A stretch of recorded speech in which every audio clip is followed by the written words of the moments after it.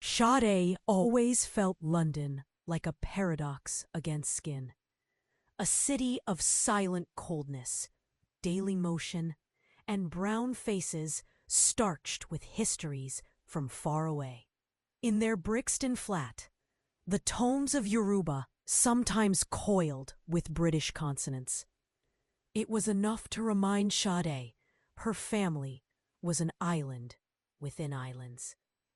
Her mother, Josephine, filled every room with energy, hair wrapped in regal prints, her voice rolling out stories of Lagos markets and London bus stops with equal sharpness.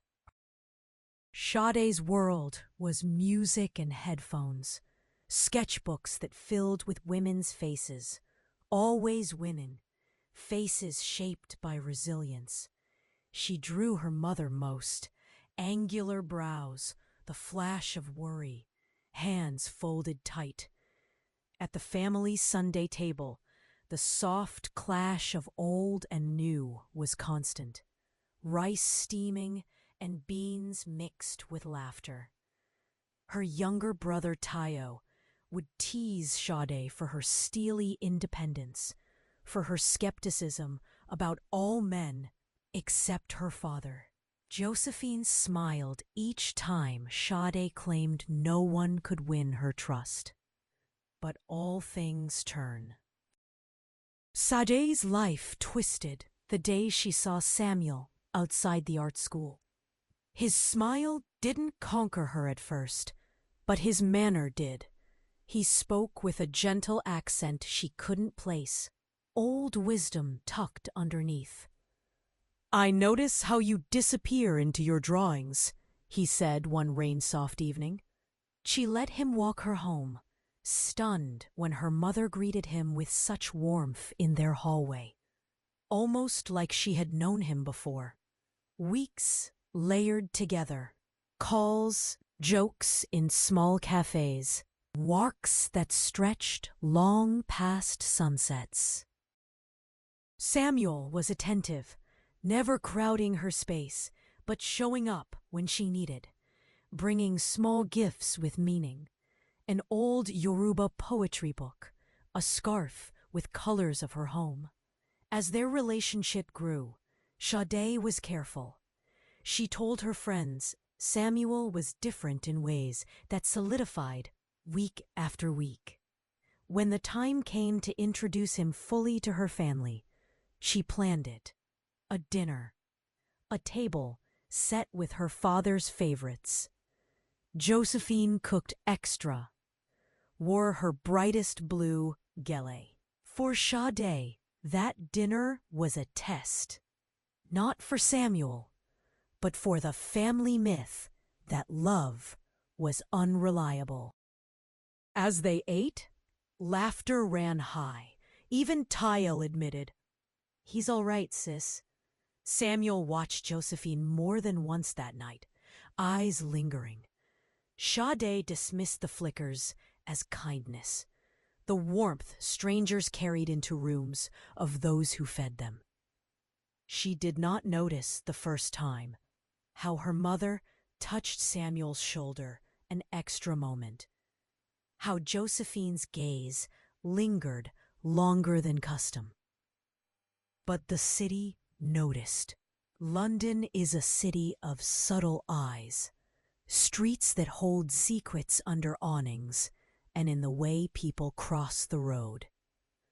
Samuel became a fixture.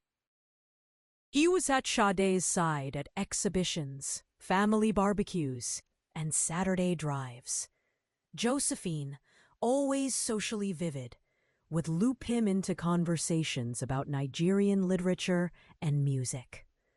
Sade thought her mother just wanted to bond with her future son-in-law, but Tayo noticed the way Josephine laughed at Samuel's jokes. Lower, softer. Olu seemed too busy or too content to notice. He was proud that his daughter had found someone gentle. One evening, as Sade waited for Samuel at a jazz club, she saw her mother stepping from a car across the street. Josephine moved with determined steps, looking over her shoulder twice before entering a restaurant nearby. Sade frowned, but shook it off. Her mother had friends, a life. Still, later that night, at home, she asked gently, "Mama, you out tonight?" "Business," Josephine said. "You focus on your marriage plans, Sade. Time flies." There was a flicker of irritation, an edge Sade did not recognize. Planning for the wedding pressed in. Samuel joined family meetings, learned traditions, folded napkins at Olu's side. Josephine took charge, selecting bright fabrics and making calls late, often excusing herself with, "Sade, this must be perfect. You two deserve it." But tension grew subtly. Sade found her mother distracted, phone screen glowing late at night, hands hurriedly locking it away. Some mornings, Josephine would hum unfamiliar tunes. Samuel sometimes seemed withdrawn when her mother entered the room, but he would recover quickly, smile, bring Sade her favorite teas. Tayo. A month before the wedding, Josephine announced she would handle the catering arrangements. "You rest, Sade. Enjoy your engagement." One rainy evening, Sade found a gold earring under Samuel's coat on their shared sofa, a design she recognized from her mother's jewelry box. She confronted Samuel, who hesitated, then laughed it off.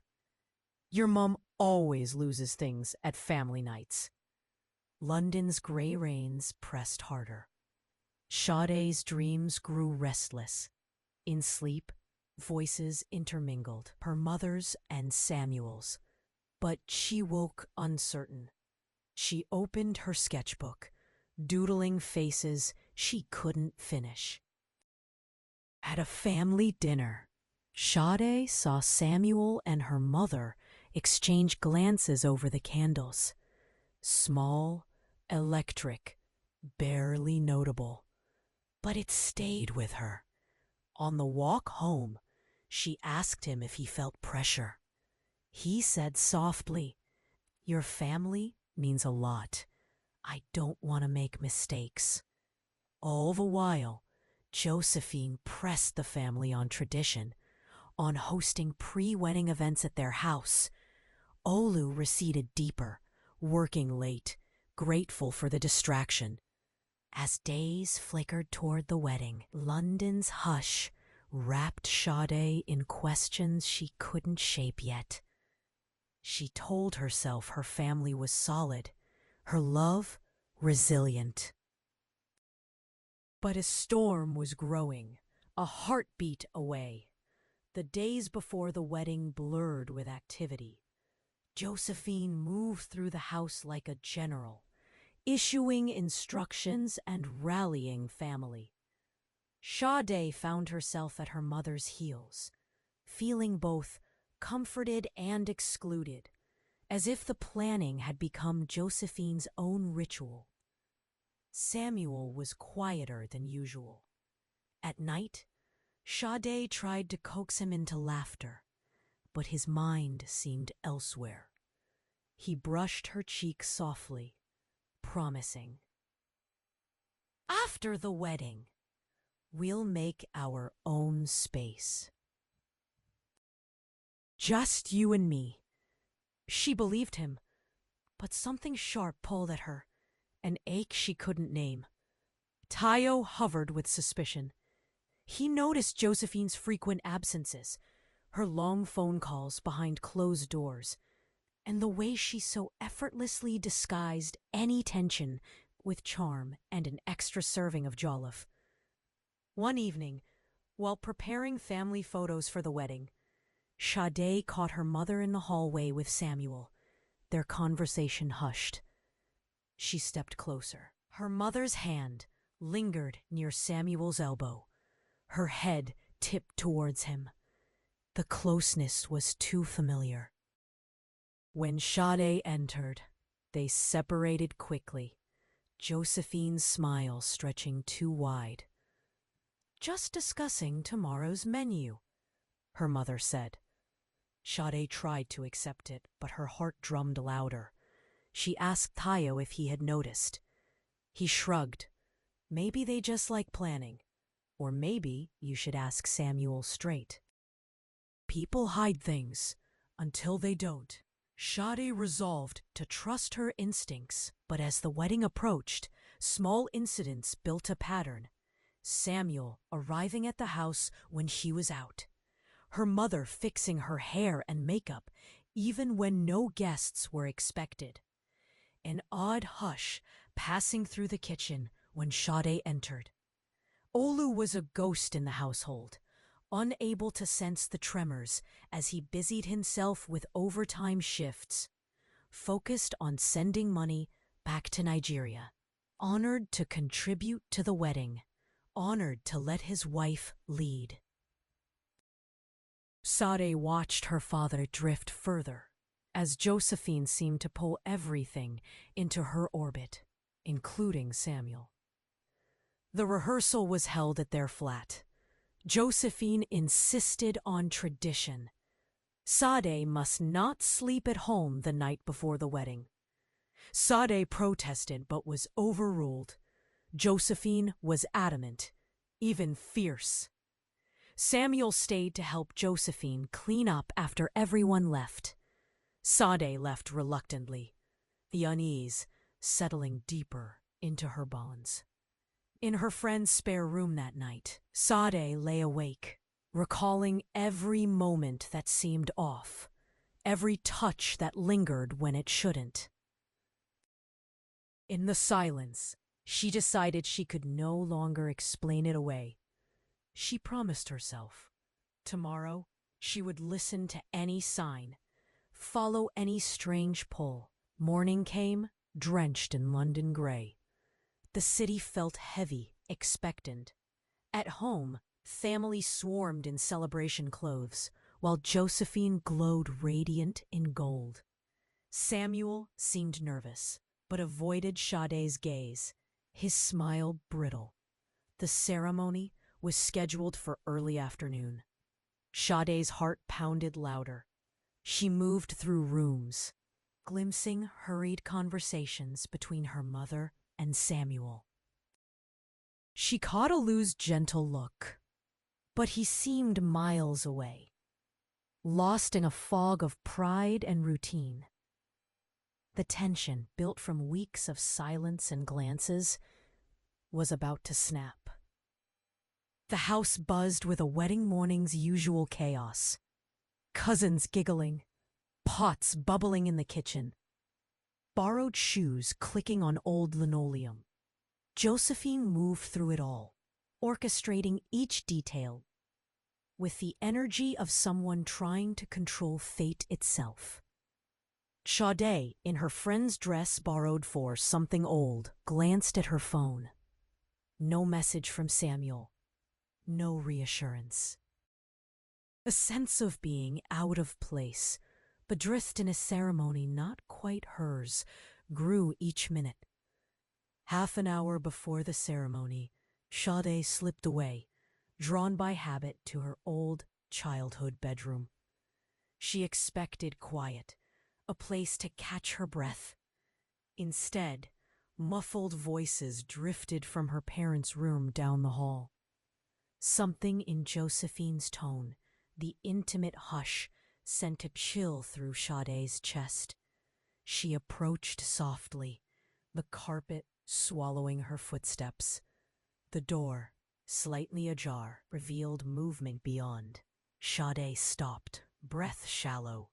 Samuel's shirt was half-buttoned, Josephine's hand on his chest.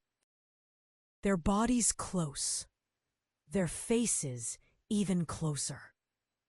The air between them charged, not with argument, but with the gravity of secrets long shared. Sade's gasp was small, but sliced the air. Both turned, Josephine startled, Samuel pale as ash. For a suspended instant, no one spoke. "What are you doing?"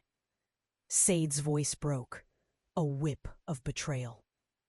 Samuel stammered, retreating, mouthing apologies that sounded empty and rehearsed. Josephine reached out, her words thick and desperate. "Sade, listen to me, please. It's not." Sade flinched, recoiling as if the whole scene burned. Memory fragments flashed.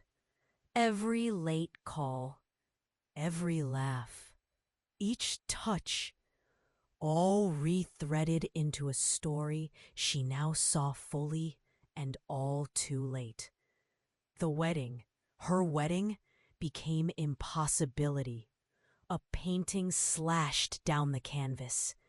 Sade turned, ran, downstairs, past guests who'd only begun to gather, past questions, past hands that tried to intercept her.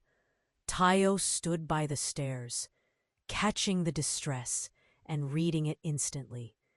He followed, but she was already at the door. Outside, London's sky opened up in sudden rain. Sade let it soak her. Her veil crumpled in a stranger's hand. She did not look back. Behind her, upstairs, silence settled.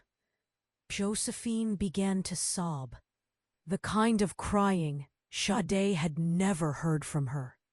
A lifetime of secrets, splitting open, too late to fix. Downstairs the family hushed, waiting, holding their breath. Olu moved up the stairs, confusion turning to fear. In the street, Sade walked, grief roaring inside her, louder than the city storm. She felt free and utterly broken. The day's promise scattered into nothing. There could be no wedding, no easy forgiveness. She walked, not knowing what would come next. The rain washed away the wedding's pageantry, its flowers, colors, and the promise of a new beginning. Sade wandered the streets near Brixton Market, soaked through, her mind in chaos. She ignored calls from friends, from family. Her phone buzzed until the battery faded. Each step seemed to peel away layers of her old self, leaving something raw and unfinished beneath. Tayo found her 2 hours later, sitting beneath a shop awning. He didn't speak. Instead, he dropped a jacket on her shoulders and sat, listening as her breath steadied, as the pain dulled just enough. When she could finally speak, Sade said only, "How long?" Tayo's eyes flickered. "I didn't know everything, but I saw things. Mama changed, Samuel too." Sade pressed her palm to her forehead, willing herself not to cry again. "Did Dad know?" "He's not stupid," Tayo said quietly, "but he trusts too much." Back in the flat, shock rippled. Olu looked older, lines deepened around his mouth. Josephine hid in her room behind a locked door. The guests left quickly, leaving casseroles and condolences behind. Olu waited for Sade, his dignity dented, but not destroyed. She met his gaze at last, expecting anger, but saw only grief. "I am sorry, Daddy," Sade whispered. "You didn't do wrong, Sade," Olu answered. "Sometimes the home is not what it seems, but it was never your shame to carry." Later that night, Josephine crept out and found Sade in the kitchen, numb with exhaustion. "My daughter," Josephine began, but Sade stopped her, voice flat and clear. "Why?" Josephine gripped the countertop, eyes filling. "I felt forgotten by your father, by time, by myself." Samuel filled an empty space. "But I was wrong. I am sorry." "More than you can imagine." Sade sat in silence.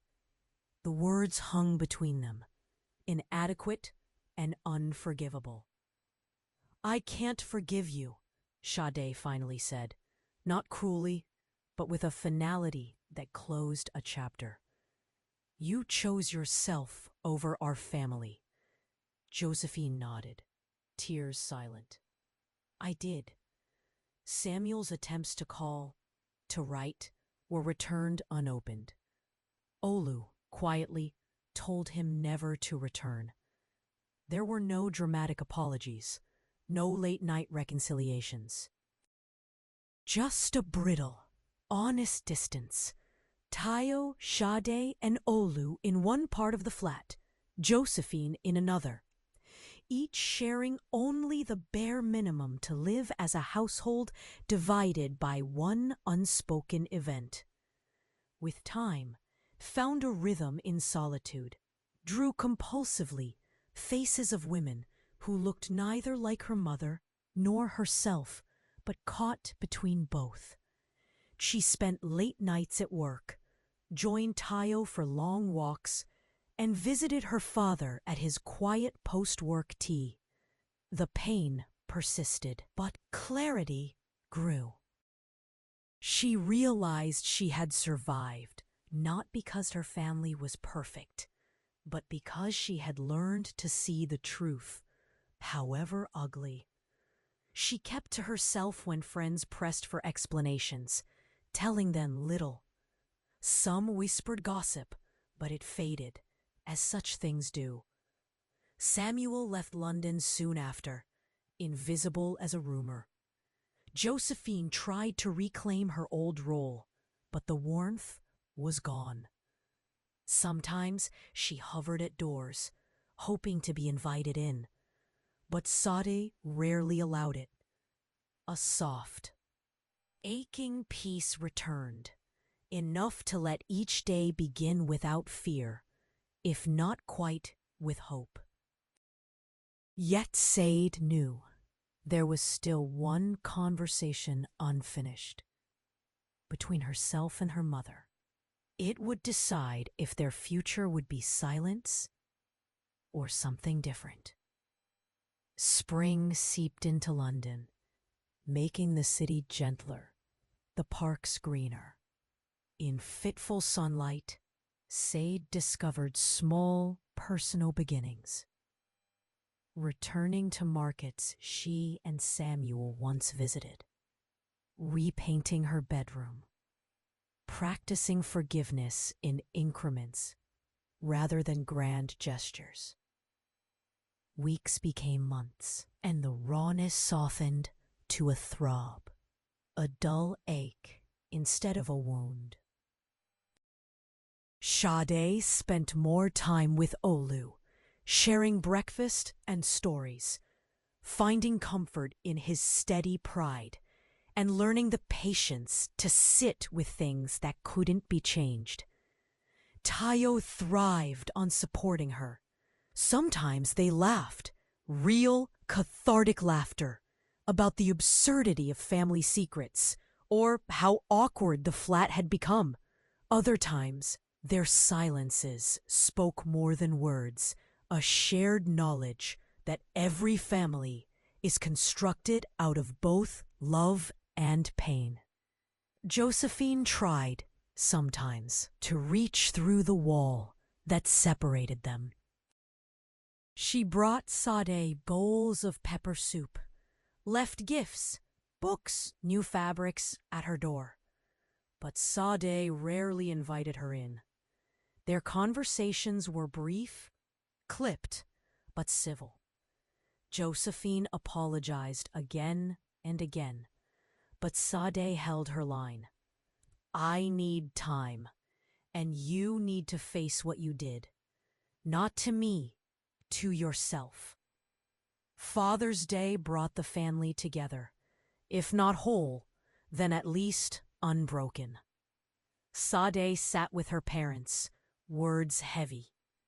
This time, her mother did not try to force forgiveness, but listened. Olu looked from mother to daughter and said, we move forward, or backward, but we move. This is our house, yes, but your hearts are your own now. Sade steered her life slowly into new waters. She kept working, growing braver about showing her art, works now richer, deeper, thanks to all she'd endured. She started to date, carefully, without the rushing hope from before. One evening, months later, Sade found her mother at the kitchen table, quietly weeping over old photos. Something in the sight, her mother's hands, fragile, her face open, moved Sade to sit down. She poured them both tea. After a long silence, Josephine whispered, I can't undo what I did. But I can choose who I become now.